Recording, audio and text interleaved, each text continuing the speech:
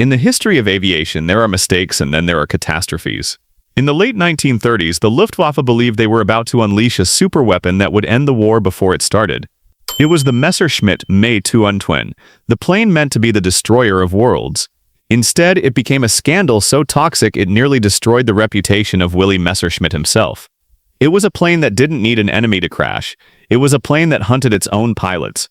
While the Americans were perfecting the P-38 Lightning, a radical twin-boom masterpiece that would hunt Admiral Yamamoto and dominate the Pacific, the Germans were throwing their best pilots into a machine that was aerodynamically broken from the day it left the drawing board. Today, we are opening a forensic audit into the greatest engineering disaster of the Third Reich. This isn't just a comparison of wings and engines. This is the story of how arrogance created a death trap and how the American P-38 turned that failure into a total massacre. In 1937, Lockheed's Kelly Johnson was playing with fire. He didn't just want a fast plane, he wanted a high-altitude assassin.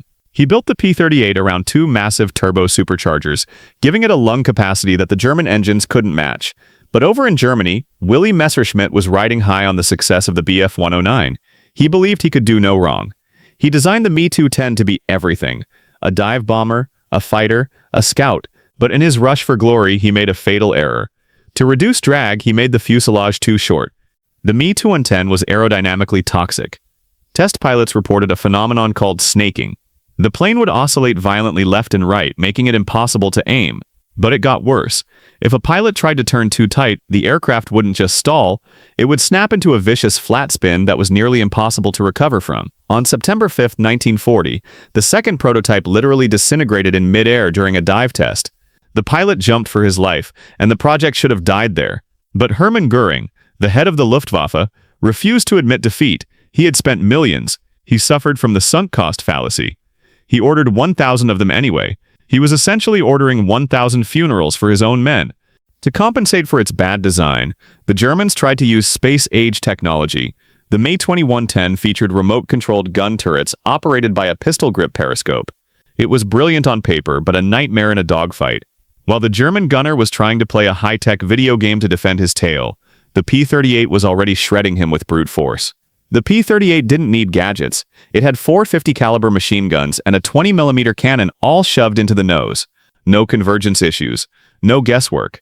It was a buzzsaw that created a cone of death accurate out to 1,000 yards. The P-38 was complex where it mattered. The engines, but simple where it counted. The killing. The moment of truth came in late 1942 over Tunisia. The Luftwaffe's Wasp wing, ZG-1, arrived with their shiny new Me 210s ready to stop the Allied invasion. It wasn't a fight, it was an execution.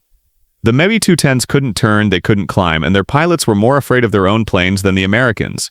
Allied reports from November 13, 1942, described German pilots jettisoning their bombs and fleeing at the mere sight of a P-38 Lightning. The fork-tailed devil had found its favorite prey. General Erhard Milch, the man in charge of German production, finally snapped.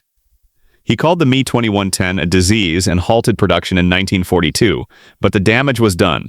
Germany had wasted 2 years, thousands of tons of aluminum, and hundreds of elite pilots on a lemon. Every Me 2110 built was a Focke-Wulf 190 that wasn't built. By the time they fixed it and called it the Me 410, the sky was already black with American planes. The war had already been lost on the drawing board. The P-38 Lightning proves that innovation wins when it's backed by humility and testing. The Me 210 proves that ego and sunk cost can destroy an air force more effectively than any enemy. So we ask you, if you were a Luftwaffe pilot in 1942, would you have followed orders and climbed into that short-tailed death trap? Or would you have recognized that the destroyer was only destined to destroy itself? Was Willy Messerschmitt a visionary who slipped up, or was he a man whose arrogance cost Germany the sky? Let us know in the comments. We read every single one. Thanks for watching Microdocs. If you want to see the industrial avalanche that produced thousands of these lightnings while Germany was wasting time on the Me 2110, check out our video on the 12 billion bullets right here.